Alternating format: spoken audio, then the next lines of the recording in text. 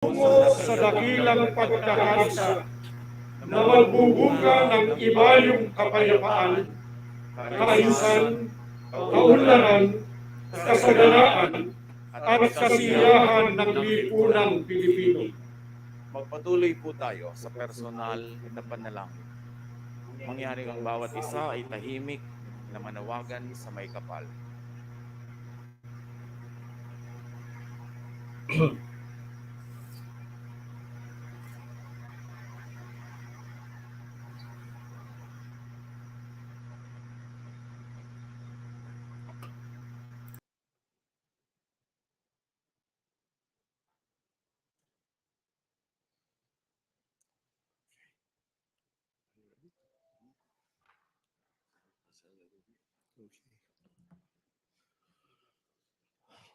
Ladies and gentlemen, honorable members of the Congress of the Philippines, His Excellency Ferdinand Romualdez Marcos Jr., President of the Republic of the Philippines.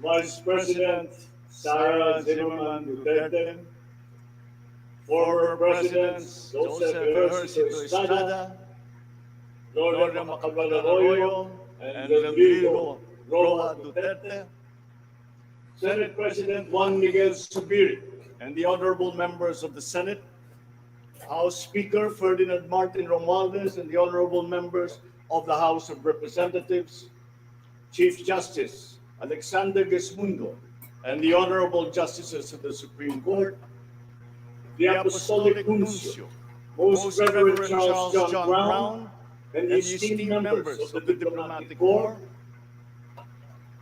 the honorable members of the Cabinet, our First Lady, Luis Araneta Marcos, and our children,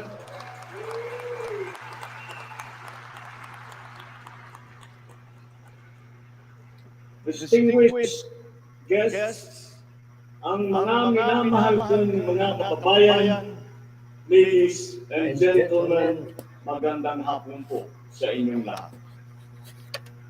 I come before you today to address you as it is my duty as President of the Republic. We live in difficult times, brought about by some forces of our own making, but certainly also by forces that are beyond our control. But we have, and we will continue to find solutions. And these are some of them. In terms of the economy, we will implement a sound fiscal management.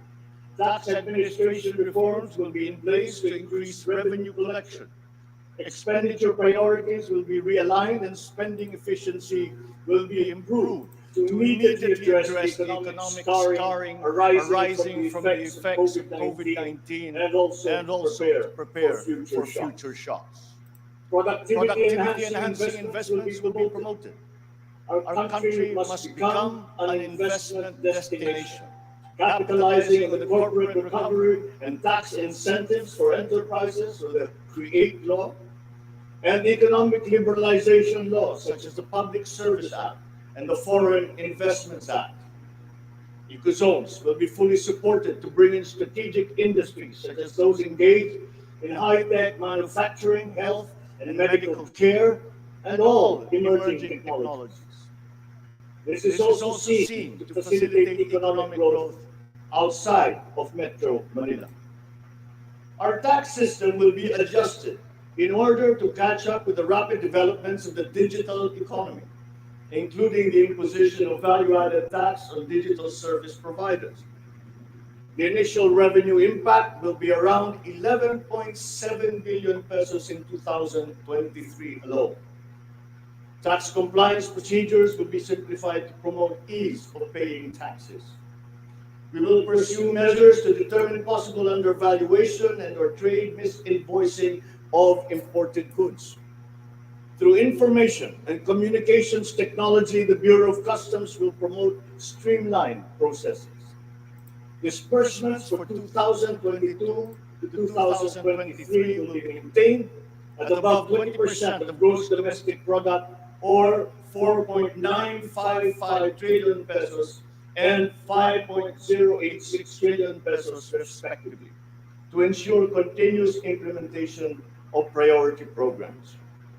Disbursement will further increase over the medium term from 5.402 trillion pesos, or 20.7% of our GDP in 2024, to 7.712 trillion pesos, or 20.6% of GDP in 2028.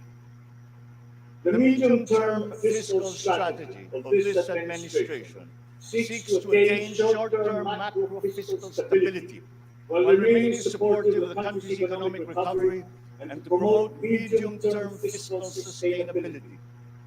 Furthermore, and more importantly, fiscal policy aims to bring together the national government's resources so that these are mobilized and utilized in order to gain the maximum benefit and the high multiplier effects for our economy. Measurable medium-term macroeconomic and fiscal objectives include the following headline numbers. These are based on forecasts that are consistent with the guiding principles of coherence of strategies, policy discipline, and fiscal sustainability. 6.5 to 7.5% real gross domestic product growth in 2022. 6.5 to 8% real GDP growth annually between 2023 and 2028. 9% or single-digit poverty rate by 2028. 3% national government deficit to GDP ratio by 2028. Less than 60% national government debt to GDP ratio by 2025. At least $4,256 income per capita, and the attainment of upper middle income status by 2024. The aforementioned headline goals summarize the objectives of this medium-term fiscal strategy being submitted to Congress for its adoption and concurrence to the concurrent resolution by the Senate and House of Representatives. Once adopted, the MTFF will become an anchor for the annual spending and financing plan of the national government and Congress when preparing the annual budget and undertaking related appropriation activities. It is therefore a forward-looking document that extends beyond the traditional 3-year horizon to reach 6 years, coinciding with the 6-year coverage of the Philippine Development Plan 2023 to 2028. The MTFF also promotes transparency and credible commitment to pursue the indicated social macroeconomic goals that optimize the government budget. Medium-term growth targets and assumptions regarding key macroeconomic variables underpin the medium-term fiscal plan. The recent past and the COVID-19 pandemic has beset the macroeconomic environment with challenges and a series of external shocks. Inflation has accelerated in recent months due largely to significant increases in international prices of oil and other key commodities. Still, the economic growth momentum remains firm, as demonstrated by the strong 2022 first quarter GDP growth at 8.3%. However, the recovery process from the impact of the pandemic is still ongoing, amid elevated uncertainty in the international economic environment. Revisions in the macroeconomic assumptions incorporate these challenges and most recent economic developments, leading to upward adjustments in the following: inflation rate for 2022-2023, foreign exchange rate for 2023 to 2025, and goods and services imports growth for 2022. The economy is expected to grow by 6.5 to 7.5% this year as we continue to reopen the economy while considering the recent external developments. In the first quarter alone, GDP saw an increase in household consumption and private investments, along with a robust manufacturing industry, high vaccination rate, improved healthcare capacity, and an upward trend in tourism and employment. This is expected to continue for the rest of the year. The strong economic growth is projected to be sustained and expanded further to 6.5 to 8% from 2023 until 2028.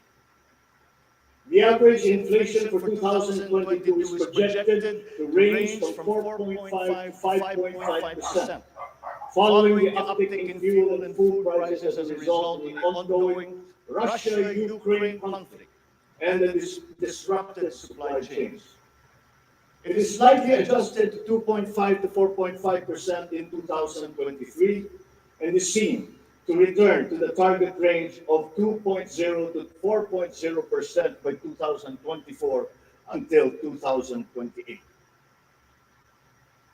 Dubai crude oil price is expected to settle at 90 to 110 US dollars per barrel in 2022, 80 to 100 US dollars per barrel in 2023, and 70 to 90 US dollars per barrel from 2024 onwards, as oil supply is expected to catch up and stabilize over the medium term.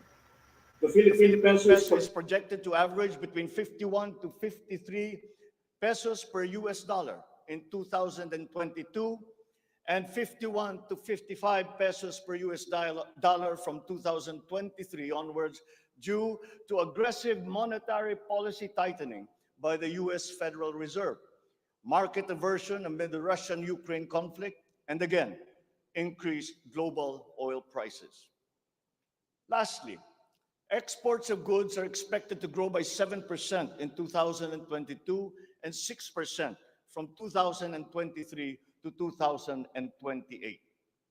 On the other hand, imports of goods are projected to grow by 18% in 2022, 6% in 2023, and 8% from 2024 to 2028. I have instructed the NEDA to coordinate with other agencies and work on the Philippine Development Plan for 2023 to 28 and to submit to me the complete blueprint and progress of its implementation not later than year end. One of the main drivers of our push for growth and employment will be in the agricultural sector. With regard to food supply, we are confronted by a two-pronged problem, that which will hit us in the short term and that which will hit us in the long term. Tayo ay nahaharap sa mga problemang kagyat nating mararamdaman at mga hamong pangmatagalan. Ang mga suliraning agarang mararamdaman ng ating mga kababayan ay ang posibilidad ng tuloy-tuloy na pagsipa ng presyo ng pagkain at kakulangan sa supply ng ating pagkain. Upang masuportahan ang mabimili para mapanatili ang kanilang purchasing power o kapangyarihan sa pagbili, isinapinal ng Department of Agriculture ang planong taasan ang produksyon sa susunod na panahon ng pagtanim o planting season sa pamamagitan ng tulong pinansyal at teknikal. Magbibigay tayo ng pautang habang mas ilalapit natin sa sektor ng agrikultura ang hindi gaanong mahal na farm inputs na bibilhin na ng bulto ng gobyerno. Kabilang dito ang abono, pestisidyo, mga punla, feeds, fuel subsidy, at ayuda para sa mga karapat-dapat na benepisyaryo. Para sa pangmatagalang solusyon, itataas natin ang produksyon ng mga kalakal at produktong pang-agrikultura. At para magawa ito, pagtitibayin natin ang tinatawag na value chain na nagsisimula sa mga magsasaka hanggang sa mga namimili. May mga bahagi ng value chain na sa ngayon ay kanya-kanya ang operasyon. Pagtibayin natin ang koordinasyon ng iba't ibang bahagi nito. Ang pagsasaliksik para sa mga makabagong paraan at ng pagtatanim at pag-aalaga ng hayop ay masusing gagabayan ng Department of Agriculture. Ang produksyon ng farm inputs o mga kakailanganin ng mga magsasaka sa pagpapalago ng kanilang sakahan ay ating iaayon sa mga hamong dala ng climate change at global warming. Mahigpit na pagsusuri ang gagawin ng ating mga eksperto tungo dito. Ang mga pautang at financial assistance sa mga magbubukid at mangingisda ay magiging institusyon at patakaran ng aking administrasyon.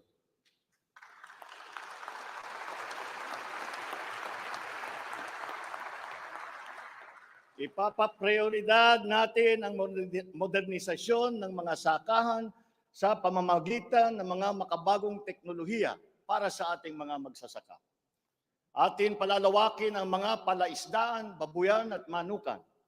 Lahat ng ito gagamitan ng siyensya para tumaas ang produksyong agrikultural.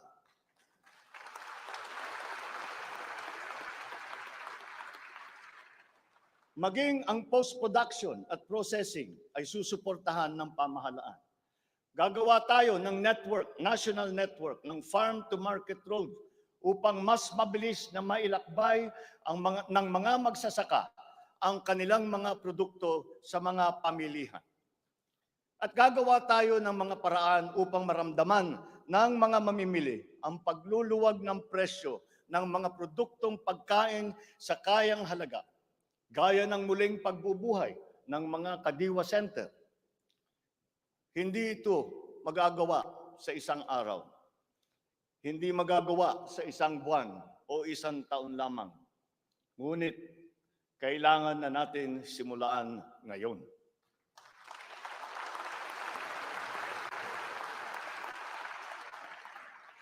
Ang Agrarian Reform Program ay dapat magpatuloy. Agrarian reform is not only about acquisition, but also about support services and distribution. To assist this, I intend to issue an executive order to impose a one-year moratorium on the payment of land amortization and interest payments.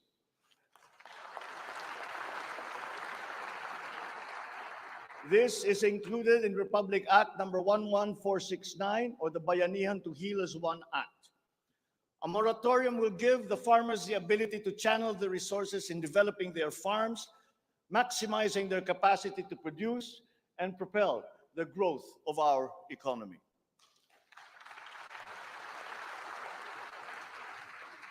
Civil society organizations also support this because it will unburden the farmers of their dues and be able to focus on improving farm productivity.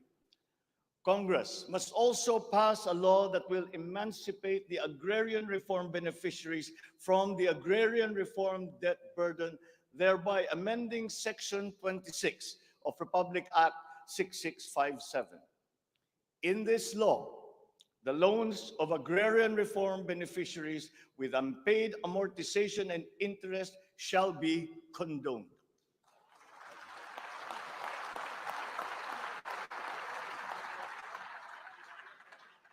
Layunin ng batas na ito ay burahin ang hindi mabayarang utang ng ating mga magsasaka na benepisyaryo ng agrarian reform. Agrarian reform beneficiaries who are still to receive their awarded land under the Comprehensive Agrarian Reform Program shall receive it without any obligation to pay any amortization.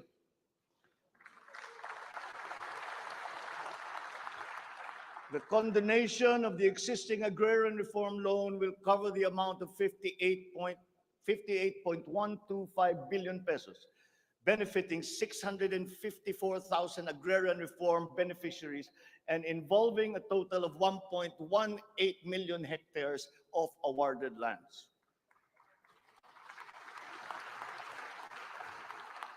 Executive Order number 75, Series 2019 requires that all government agencies, bureaus, departments, and instrumentalities to turn over agricultural lands to qualified agrarian reform beneficiaries. At present, we have a total of 52,000 hectares of unused agricultural lands of the government, which shall now be used for distribution to the following sectors in accordance with Section 40 of the Republic Act number 6657 as amended. Thus, landless war veterans, landless surviving spouse and orphans of war veterans, landless retirees of the Armed Forces of the Philippines and the Philippine National Police. Agricultural lands acquired under this program will be given to graduates of college degrees in agriculture who are landless.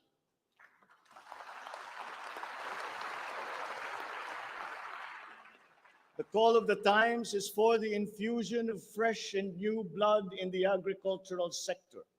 We need a new breed of farmers equipped with modern agricultural technology able to engage in sustained scientific farming that will not only increase farm yields, but also resilience in the face of climate change.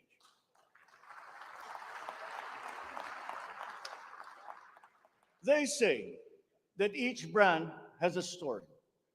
As for the Filipino brand, ours is deeply rooted in our rich cultural heritage, and the tourism sector plays an invaluable role in the promotion of the Filipino brand. Tourism is not only an important economic development tool, but the abundance of opportunities that the sector creates in terms of regular employment and even job creation at the grassroots level is undeniable. To boost our tourism industry, we will first and foremost make basic developments, such as road improvements for easier access to tourism spots. We will also upgrade our airports and create more international airports to help decongest the bottleneck in the Manila airport. We will also make it more convenient for travelers to go around the country, even to remote areas, to help promote undiscovered tourist spots. This program will be led by the Department of Tourism together with the Department of Public Works and Highways.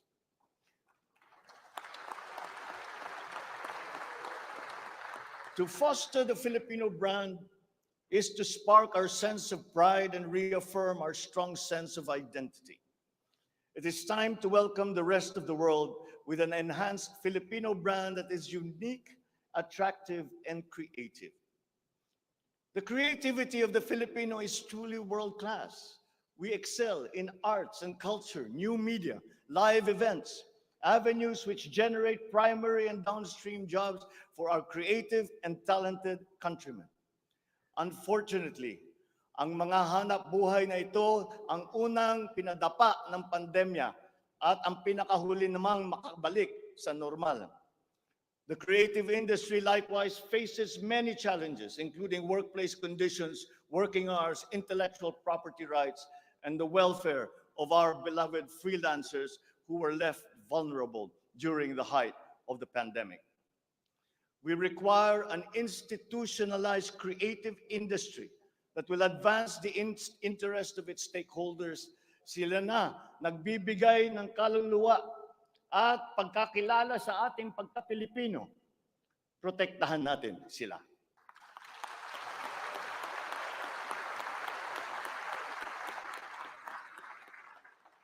The Department of Social Welfare and Development has a large part to play in all of this.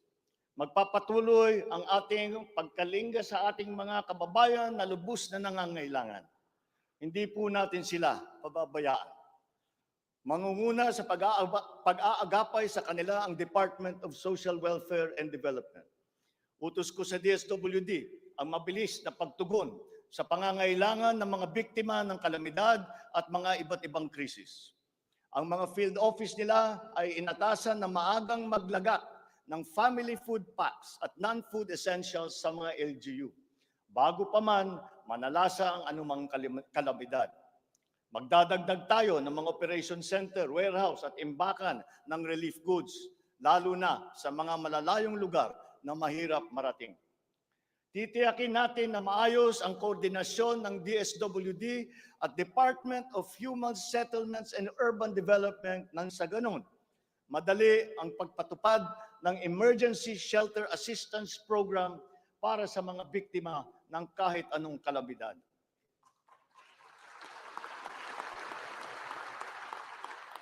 Pagtitibayin pa natin ang komprehensibong programang Assistance to Individuals in Crisis Situations o ang ating tinatawag na AICS para maiparating ang tulong sa mas maraming biktima. Hindi natin papahirapan ang mga biktima ng krisis na dudulog sa ahensya. Gagawin nating simple ang proseso ng paghingi at pagparating ng tulong. Dahil hindi naman dapat dinadagdagan pa ang hirap ng nararanasan ng ating mga mamamayan. Upang matiyak na mapupunta sa kwalipikadong mga pamilya ang tulong na pamahalaan sa pamamagitan na 4Ps o Pantawid Pamilya Pilipino Program, titiyakin natin na malilinis ang listahan ng benepisyaryo.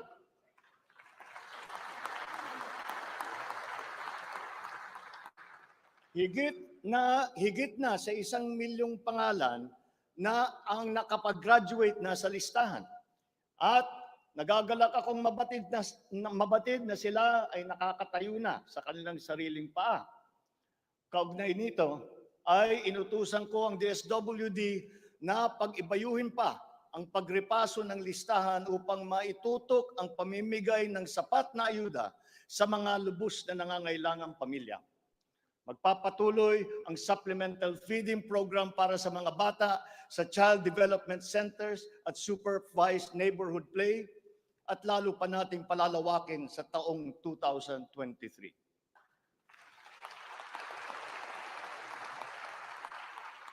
Hindi rin natin nakakalimutan ang mga solo parents at mga nanay na nahiwalay sa kanilang mga mister dahil sa karahasan.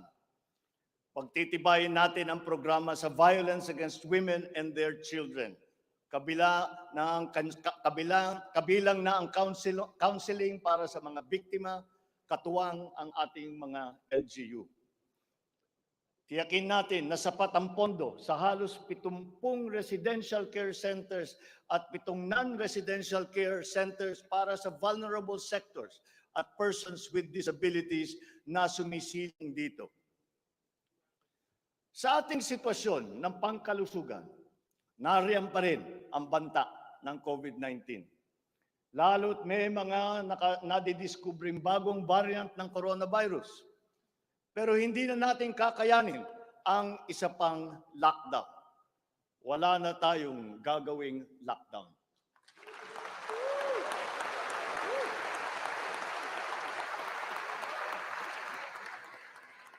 Dapat natin balansehin ng maayos ang kalusugan at kapakanan ng ating mga mamamayan sa isang banda at ang ekonomiya naman sa kabilang banda.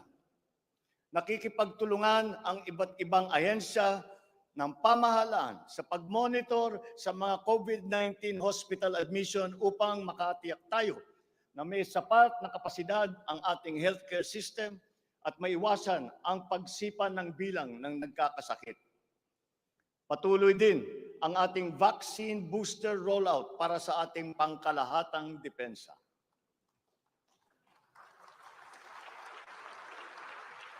Sa ganitong paraan, kahit pa tumaas muli ang bilang ng mga COVID cases, mananatiling mababa ang bilang ng mga maospital at bilang ng mga namamatay. Sa pamamagitan nito, unti-unti rin tayong masasanay na nariyan ang virus pero hindi na seryoso ang banta sa ating buhay. Iaayon natin ang ating mga health protocols sa kung ano ang ating pangangailangan sa paglipas ng panahon at lalo pang iibayuhin ang kooperasyon kasama ang pribadong sektor upang tumaas pa ang kumpiyansa ng mga mamumunuhan nang sa gayon ay bumalik na tayo sa full capacity, lalo-lalo na ang ating mga negosyo.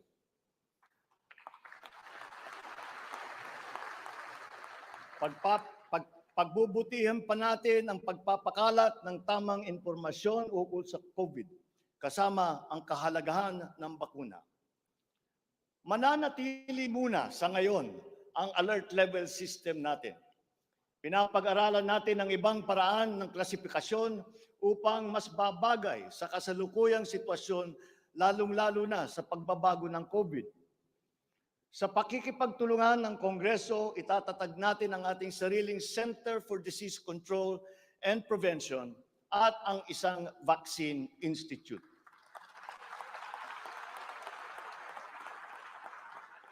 Magtatayo tayo ng dagdag na mga health center at ospital. But beyond the issues that the pandemic has brought, the need for a stronger healthcare system is self-evident. We must bring services, medical services to the people and not wait for them to come to our hospitals and healthcare centers. Napakinabangan natin ng gusto ang malalaking specialty hospital gaya ng Heart Center, Lung Center, Children's Hospital at National Kidney and Transplant Institute. Kaya maliwanag na hindi lang dapat dito sa National Capital Region kundi maging sa ibang parte ng bansa.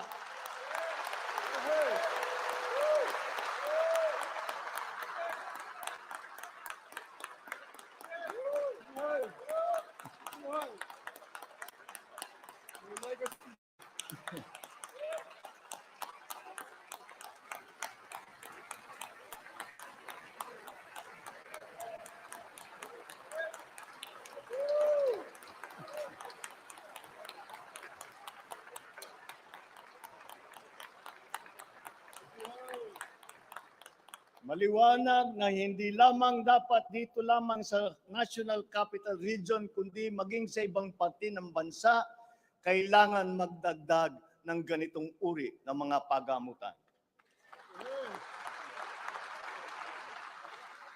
Bukod dito, upang mailapit natin ang healthcare system sa taong bayan, nang hindi sila kailangan pumunta sa sentro ng kanilang bayan, lalawigan o region, ay maglalagay tayo ng mga clinic, mga RHU na pupuntahan ng mga doktor, nurse, midwife, medtech, 1 beses, 2 beses sa 1 linggo. Nang sa ganun, magiging mas madali sa may karamdaman na magpapagamot nang hindi na kailangan magbiyahe ng malayo.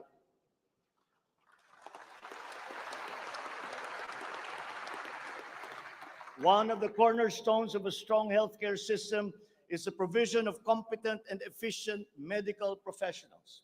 We will exert all efforts to improve the welfare of our doctors, our nurses, and other medical frontliners. Dapat din tayong magkaroon ng sapat na supply ng gamot na kinakailangan sa pang-araw-araw ng ating mga mamamayan. Sinimulan ko na ang pakikipag-usap sa mga kumpanya ng gamot dito sa Pilipinas at sa ibang bansa. Hinihikayat natin na buksan nila ang merkado upang bumaba ang presyo ng gamot.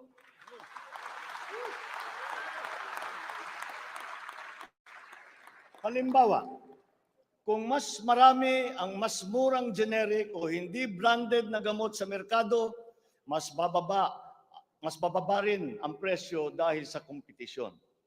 Ang Department of Trade and Industry ay nakikipag-usap sa mga interesadong manufacturer ng generic drugs na papasok sa ating bansa. Inuutusan ko naman ang Philippine Competition Commission na pantay-pantay dapat at walang kartel sa hanay ng mga pharmaceutical companies.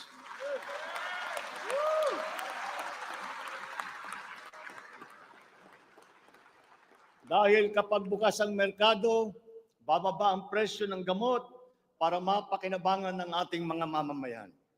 This is one of the hard lessons that we learned when the pandemic struck, and therefore we must act on that shortcoming.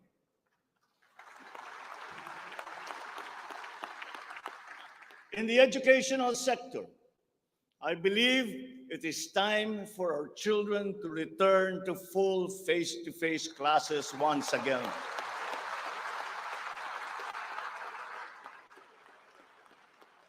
The Department of Education, led by our highly able Vice President Sara Duterte is now preparing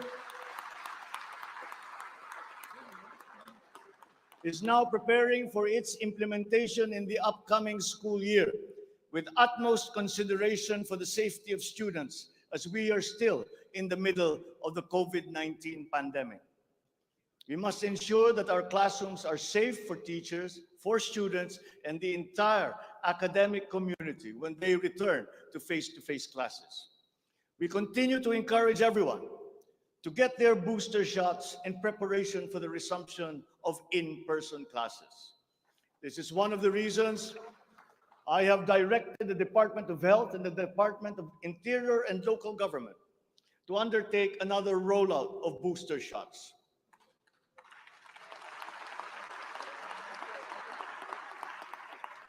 The condition and availability of schoolrooms for our students must also be addressed, again, in coordination with the Department of Public Works and Highways. Though some complications have arisen over the question of repair of school buildings in relation to the Mandanas-Garcia ruling, this will be ironed out.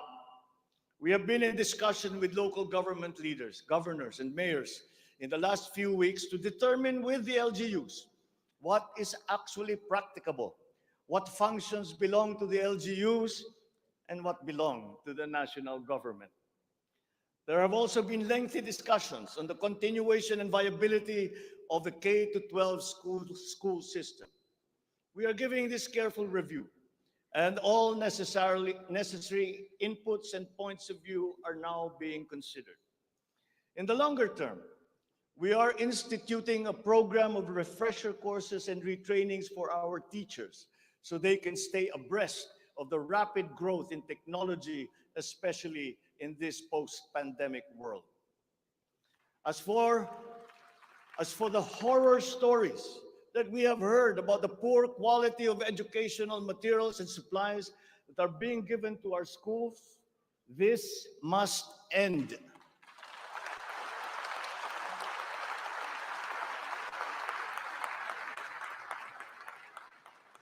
Our children must always be equipped with the best that we can provide. Ang edukasyon ay ang tangi nating pamana sa ating mga anak na hindi mawawaldas. Kaya anumang gastusin sa kanilang pag-aaral ay hindi tayo nagtitipid. Hindi rin tayo nagtatapon. And once again, I am not talking about history or what is being taught. I am talking about materials that are necessary for effective teaching in this day and age. Children now need connectivity to the internet. They need devices to use. They need computers, educational tools.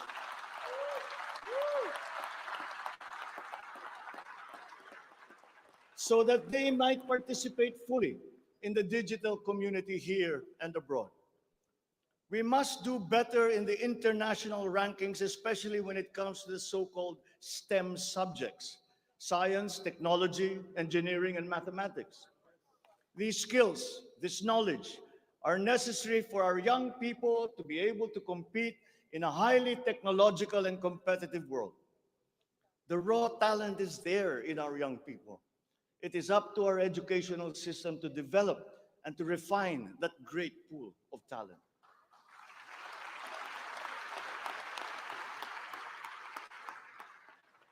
Foreign employers have always favored Filipino employees because of our command of the English language.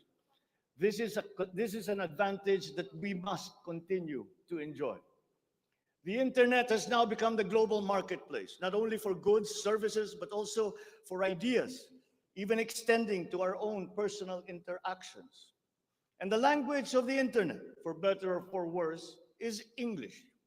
Therefore, the question of our medium of instruction must be continuously re-examined to maintain that advantage that we have established as an English-speaking people.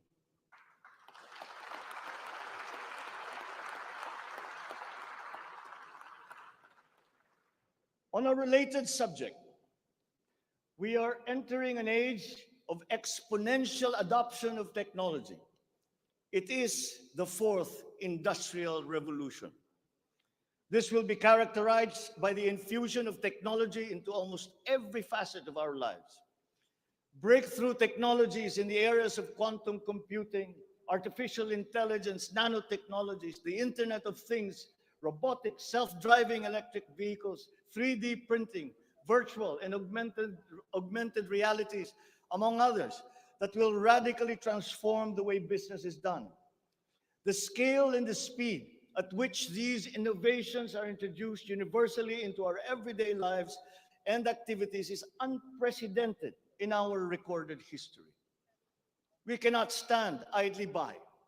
The mission of our Department of Information and Communications Technology is to identify and utilize these innovations to improve governance. It has the daunting task now of transforming our government into an agile bureaucracy that is responsive to the needs of the public.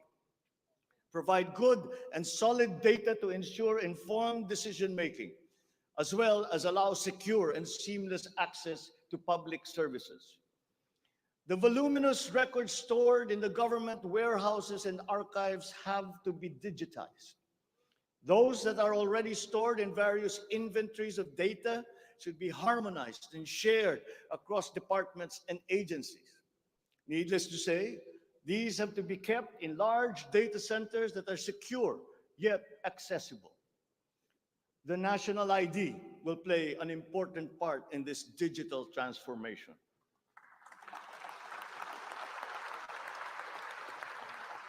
For citizens to be able to seamlessly transact with government, their identity must be easily verifiable. We expect to issue 30 million physical IDs and 20 million digital IDs by the end of this year. The target is to accomplish the issuance of about 92 million IDs by the middle of next year. As the world moves into rapid digitalization, the digital divide will become more pronounced. The depth and breadth at which these technologies will be transformative in our lives is fully expected. This will open new opportunities for the creation of wealth, but will also likely create inequalities. Hence, universal connectivity will be a vital component in order to ensure that no citizen is left behind.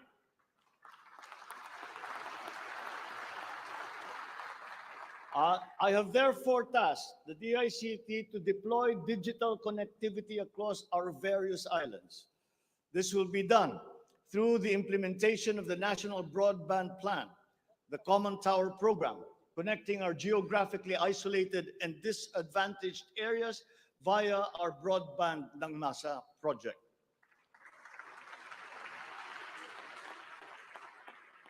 All relevant modes of digital transport should be utilized. These may be through a combination of terrestrial or submarine fiber optics, wireless, and even satellite technology. As our Public Service Act has opened the doors and removed the restrictions on foreign investment, we foresee an increase in direct investment of overseas players. This will translate into better quality, availability, and affordability of telecommunications services all over the country. We come now to infrastructure. The backbone of an economy is its infrastructure. The infrastructure program of the Duterte administration must not only continue, but wherever possible, be expanded.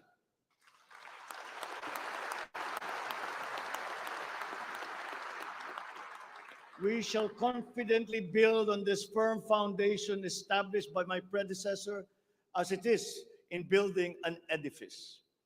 We must keep the momentum and aspire to build better, more. Necessarily, infrastructure development will remain a very high priority in our drive for growth and employment. Once again, I will not suspend any of the ongoing projects, as those have already been shown to be of benefit to the public that they serve.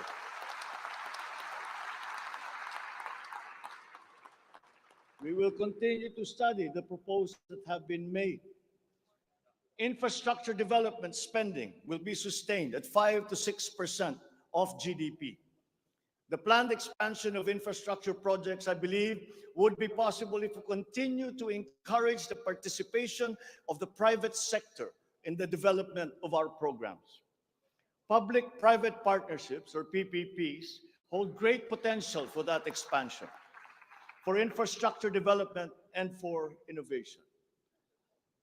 Our infrastructure development is of primary importance as it is a necessary element to improve many other sectors, to include agriculture, tourism, general economic activity, and even to governance. It is my belief also that we have missed some great opportunities to develop our rail transport system. It is clear in my mind that railways offer great potential as it continues to be the cheapest way of transporting goods and passengers. We can build upon already existing lines by modernizing these old railway systems. There are dozens of railway projects on the ground, above the ground, below ground, not just in Manila, but in other regions at various stages of implementation and with a combined cost of 1.9 trillion pesos.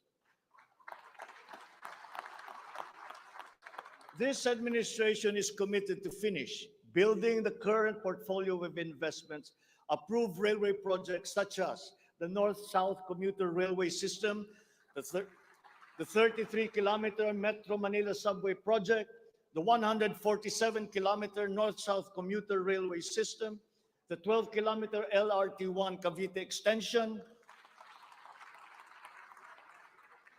the 23-kilometer MRT-7, and the common station that will connect LRT-1, MRT-3, and MRT-7. And beyond NCR, larger scale railway systems like the 102-kilometer Mindanao Railway Project,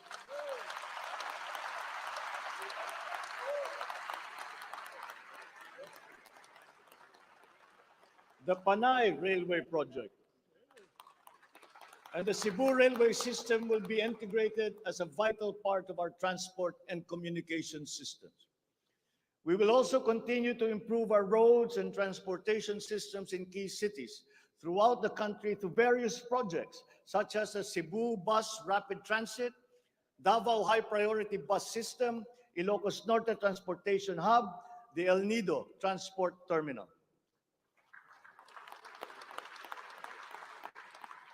My order to the Department of Transportation, or DOTR, is really very simple. Full speed ahead.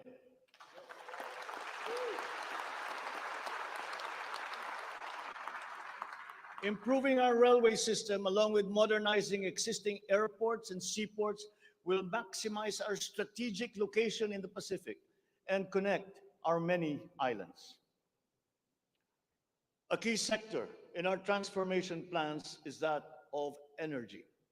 Another fundamental requirement for growth and increased employment will be the availability of cheap, reliable energy. This even comes under the category of ease of doing business. If we are to attract investors, both local and foreign, to set up shop here in the Philippines. At present, our demand for energy far exceeds our reliable supply. We must increase the level of energy production. We must look at every possible option that would be appropriate for the Philippine situation. There is some room to expand our present power supply through existing power sources, but this is only to a very limited extent. We must build new power plants.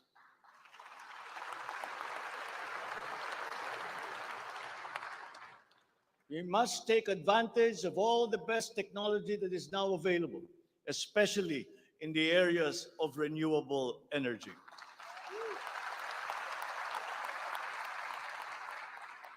Our search for new power sources should always be with an eye to improving the mix of the energy supply between traditional and renewable sources. The technology on renewable energy is progressing rapidly, and many of these technologies are appropriate for the Philippines. We have already begun windmill power. We are now expanding very quickly our solar power production. For both offshore and onshore wind turbines, for example, The World Bank has calculated that there is a potential for 255 gigawatts by the year of 2030. Solar power has steadily increased its efficiency in converting sunlight to electrical power, which is particularly attractive for the Philippines. Because unlike wind power, solar power is practical almost everywhere in the Philippines all year round. In the move to lowering our carbon footprint caused by energy production, our advancement to renewables will have a lead time. In the interim, natural gas will hold the key. We will provide investment incentives by clarifying the uncertain policy in upstream gas, particularly in the area close to Malampaya. This requires clarification of the processes and review of service contracts policy. I believe that it is time also to re-examine our strategy towards building nuclear power plants in the Philippines.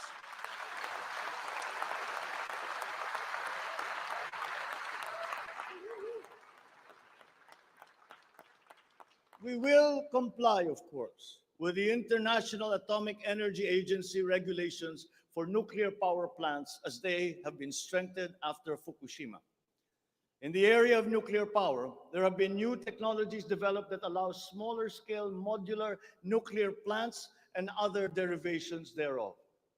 Once again, PPPs will play a part in support as funding in this period is limited.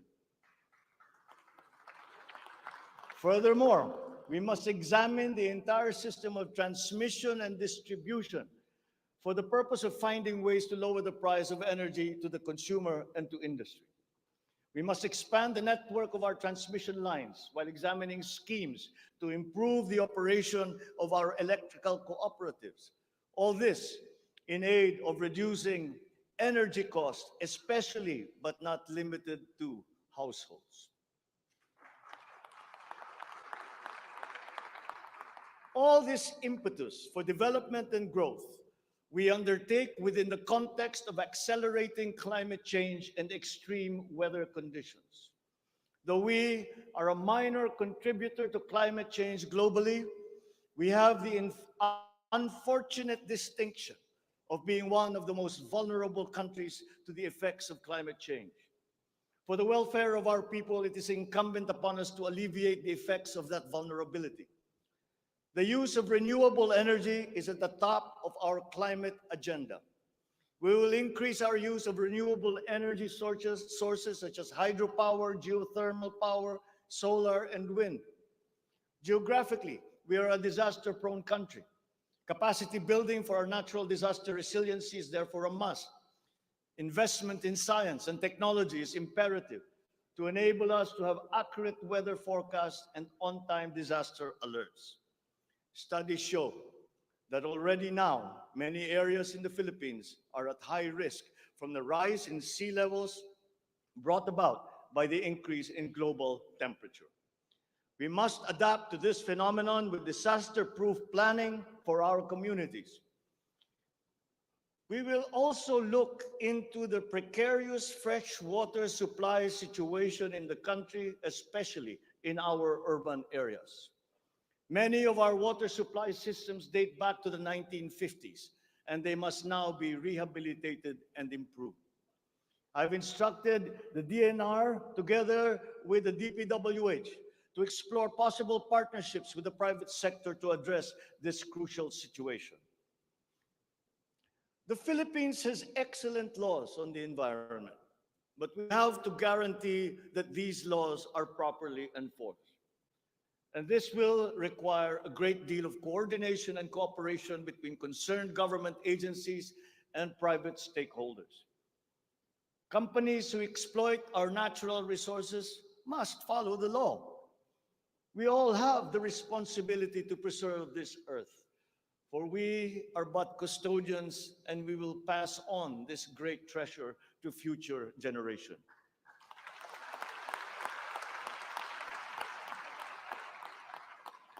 There is no question that the preservation of the environment is the preservation of life. If we If we cannot mitigate climate change, all our plans for the economy, all our plans for our future will be for naught. Bawat Pilipino sa ibayong dagat na nagsasakripisyong lisanin ang kanyang pamilya sa Pilipinas upang maghanap buhay ay nararapat lamang magkaroon ng pamahalaang matatawag nilang tahanan habang nasa ibang bayan. Ito ang papel na gagampanan ng kagawaran ng manggagawang mandarayuhan o Department of Migrant Workers matapos itong ideklara bilang ganap na ahensya ng gobyerno ng isang taon. Ang kagawarang ito ang magsisilbing kanlungan ng ating mga kababayan sa gitna ng mundong walang kasiguruhan at mahigpit na kompetisyon. Ito ang maglalatag sa kanila ng mga oportunidad. Titiyak na ang kanilang mga hanap buhay ay tugma sa kanilang mga kasanayan. Maninigurong akma ang sahod at maayos ang kalagayan sa kanilang mga kumpanya at mga ngalaga sa kanilang mga pamilya habang sila ay nasa malayo. Gagawin natin ito sa pamamagitan ng pag-aalis ng red tape sa sistema ng pagsusulong ng digital empowerment. We shall automate the verification of contracts and issue secure overseas employment certifications that you can keep on your smartphone. I call on the Department of Migrant Workers and the DICT to make this a top priority.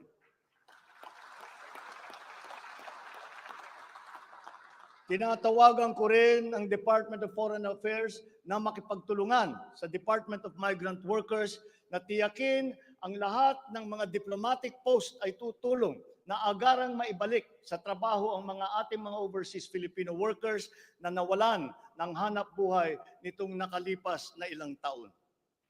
Mula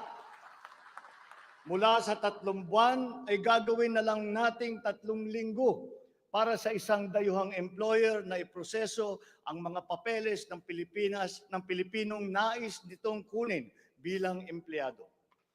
Aatasan din natin ang kagawaran ng gawing simple ang komplikadong handbook ng mga tuntunin at regulasyon para sa mga OFW.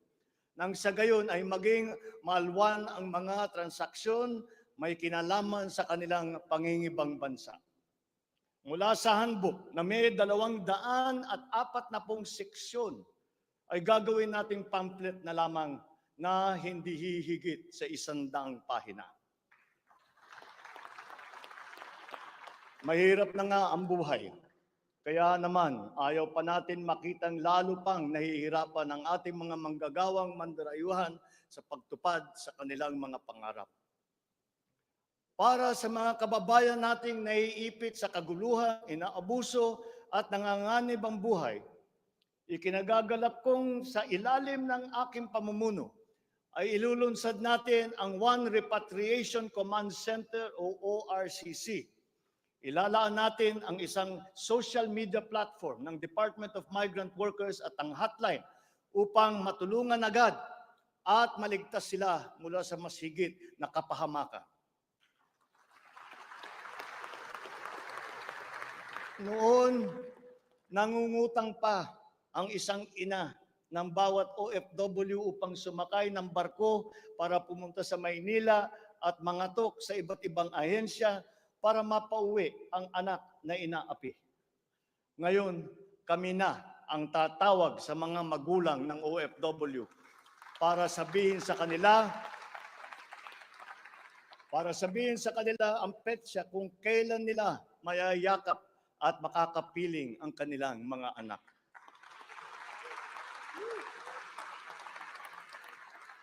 Sa kasalukuyan ay nakikipag-ugnayan tayo sa pamahalaan ng Saudi Arabia upang buksan muli ang deployment. Kaya natin at gagawin natin ang makipagnegosasyon na mabigyan ang ating mga kababayan doon ng tamang pasahod at mapangalagaan ang kanilang karapatan at kapakanan.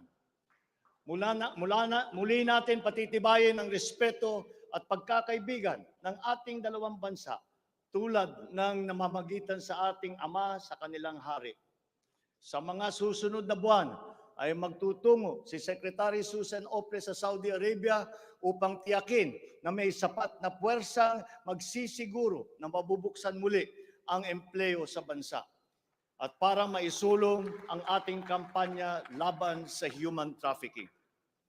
Ngayon, para naman sa mga anak na naiwan sa Pilipinas, titiyakin ng Department of Migrant Workers sa pamamagitan ng OWA na sila ay maipapasok sa magagandang paaralan, magtuturo sa kanila ng financial literacy, mental wellness, sports, sining, kultura. Ito ay mangyayari sa pakikipagtulungan ng iba't ibang ahensya ng pamahalaan. Alagaan natin ang kabataang Pilipino sapagkat sila ang kinabukasan ng ating inang bayan.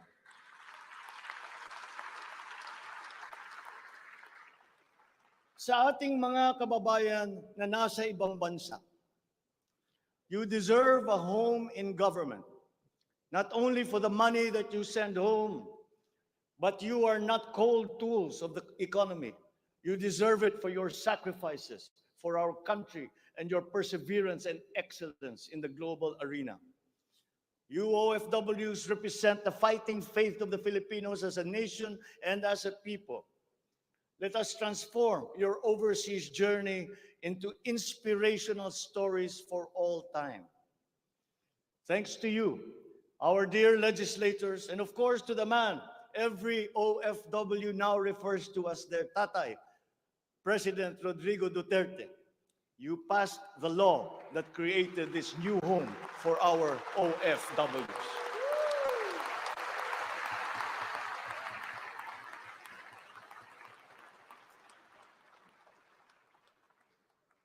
On the area of foreign policy, I will not preside over any process that will abandon even 1 square inch of territory of the Republic of the Philippines to any foreign power.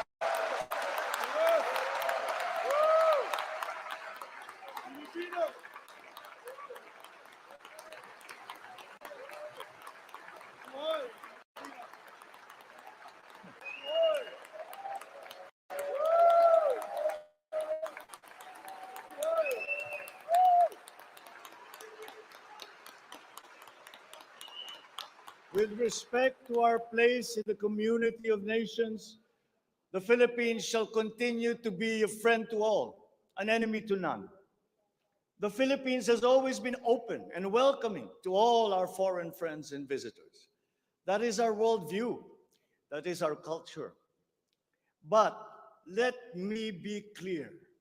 We are very jealous of all that is Filipino.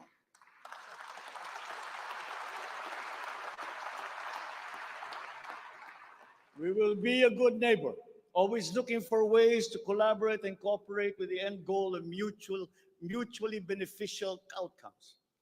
If we agree, we will cooperate and we will work together. And if we differ, let us talk some more until we develop a consensus. After all, that is the Filipino way. But we will not waver. We will stand firm in our independent foreign policy with the national interest as our primordial guide.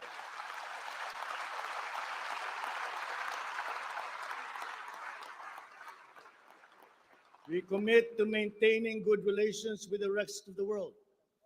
As a matter of fact, it is my sincere belief that the need for strong bonds and collaboration among nations emerges in the direst of times, such as in a pandemic.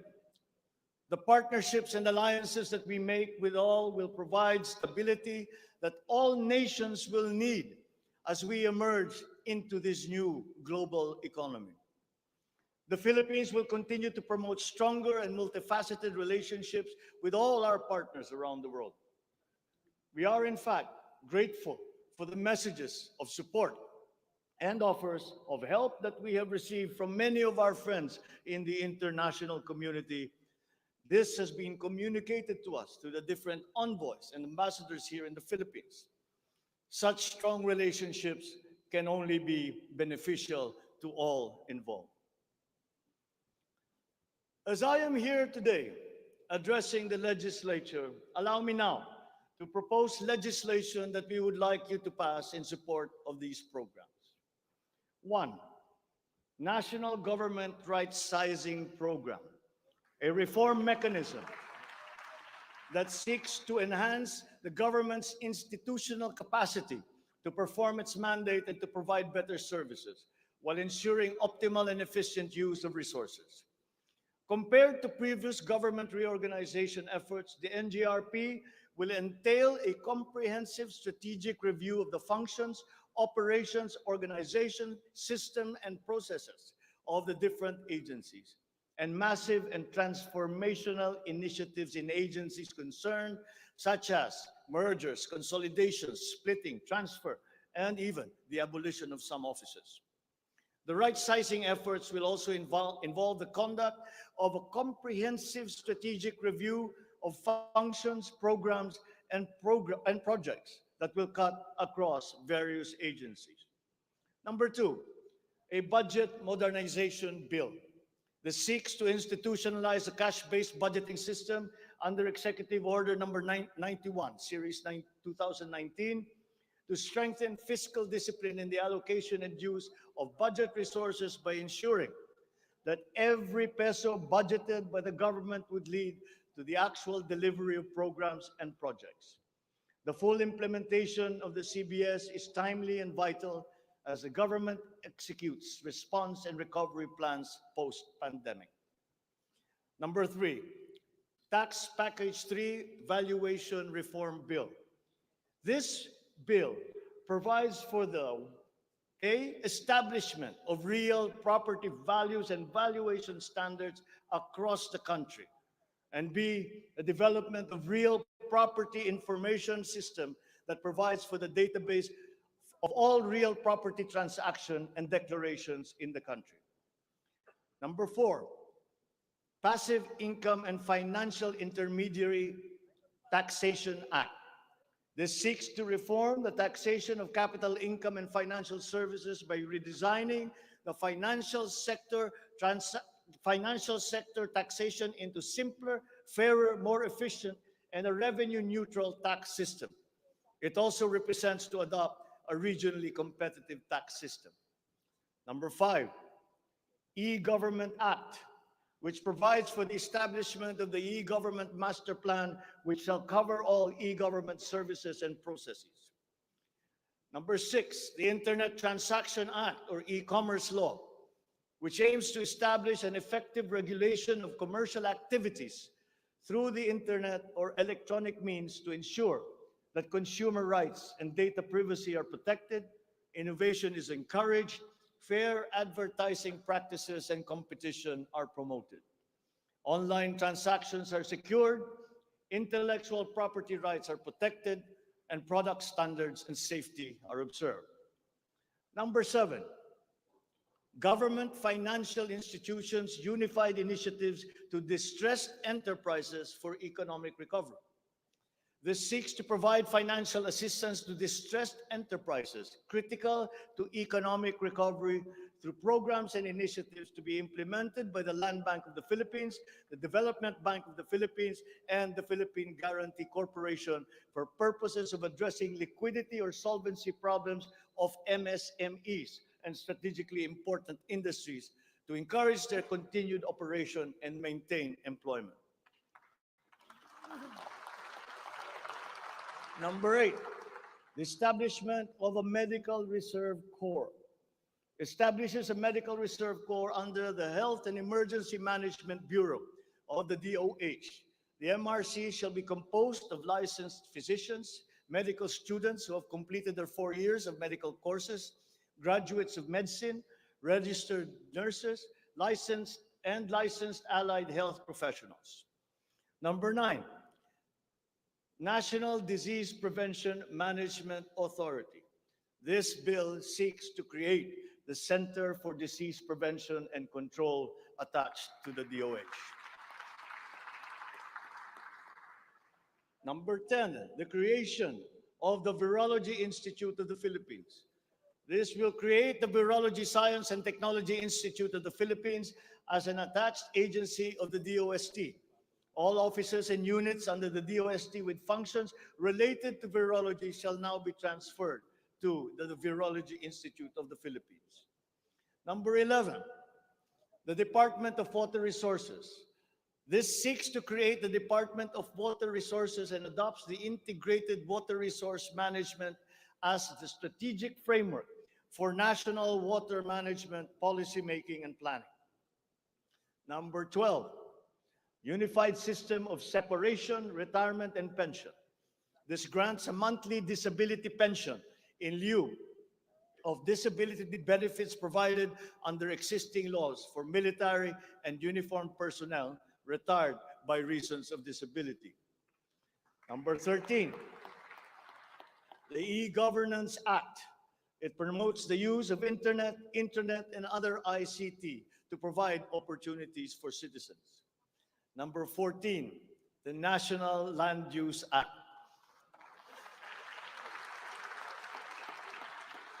This will provide for a rational and holistic management and development of our country's land and water resources, hold owners accountable for making these lands productive and sustainable, strengthen the LGU to manage ecological balance within its jurisdiction.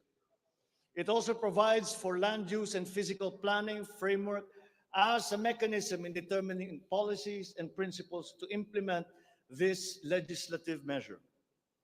Number 15, the National Defense Act. This seeks to amend the antiquated National Defense Act of 1935 to provide for a change in the military structure of the armed forces of the Philippines that is more responsive to current and future non-conventional security threats to the country's territorial integrity and national sovereignty. Number 16, Mandatory Reserve Officers Training Corps and National Service Training Program.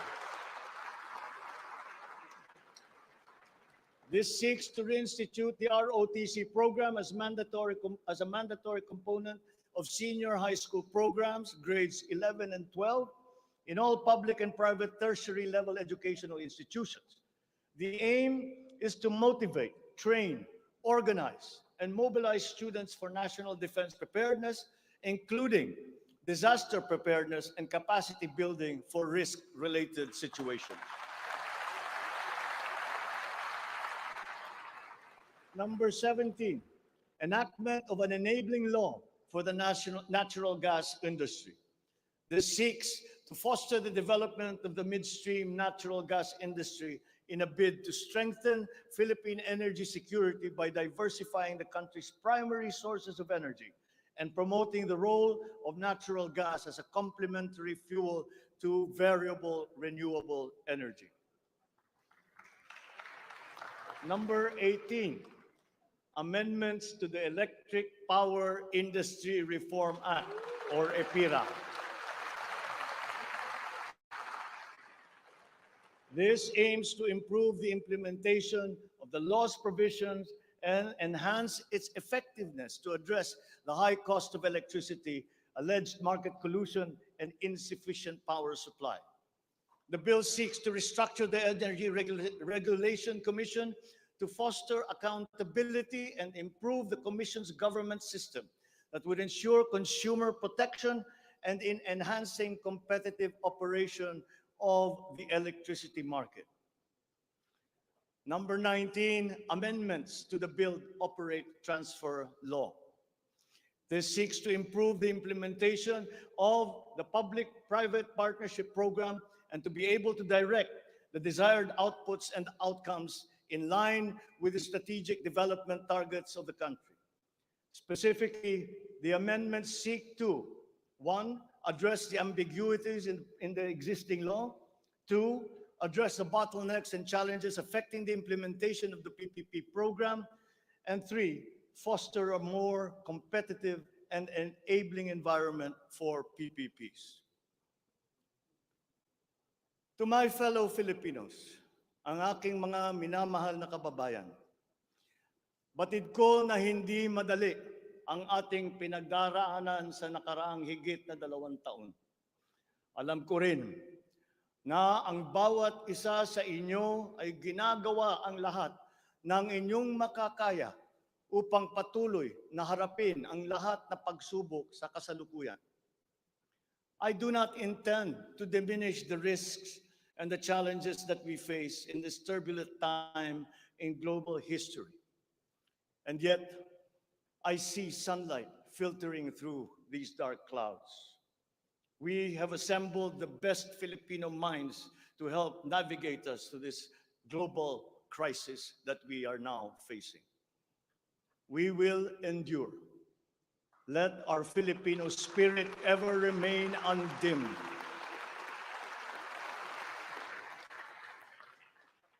I know this in my mind.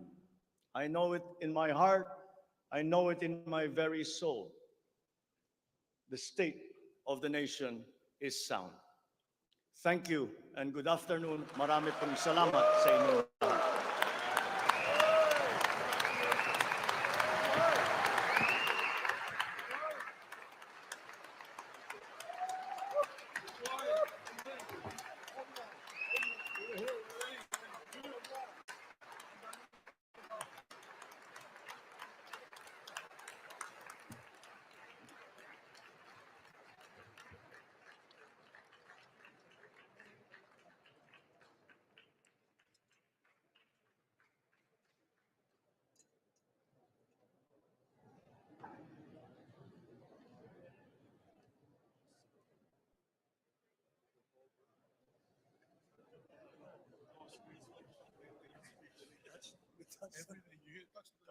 Yeah, I couldn't leave anything out.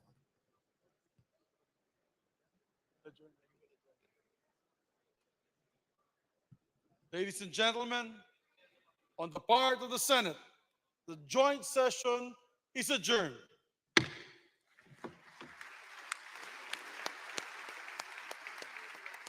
On the part of the House of Representatives, the joint session is adjourned.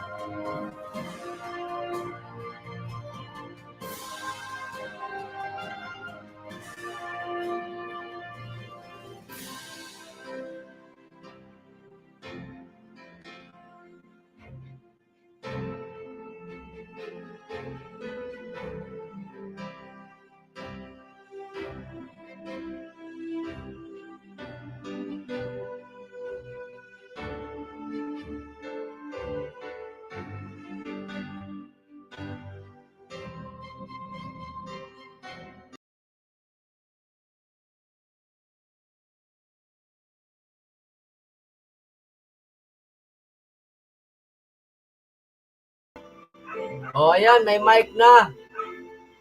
So okay, narinig nyo lahat mga kapel.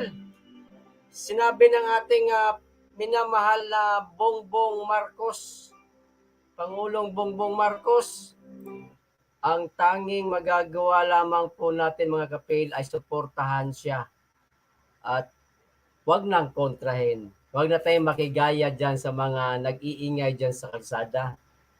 No? Suporta lang. So hanggang dito lamang po mga kapel. Maraming salamat po sa inyo po sama. Mag-iingat po kayong lagi. Be blessed.